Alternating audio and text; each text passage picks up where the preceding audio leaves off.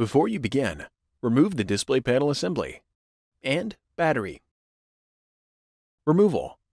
Using minimal force, lift the locking bar up on the volume button board ZIF connector and disconnect the volume button board ribbon cable from the system board. Remove the 2.5mm P1 Phillips head screw that secures the volume button board to the display enclosure. Lift the volume button board off of the alignment pins on the display enclosure and remove. Replacement.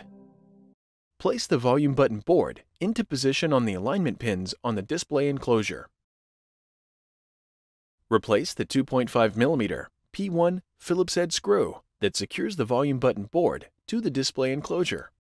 Insert the volume button board ribbon cable into the volume button board ZIF connector on the system board and press the locking bar down to lock the cable into place. Apply pressure to the length of the volume button board ribbon cable to adhere it into position.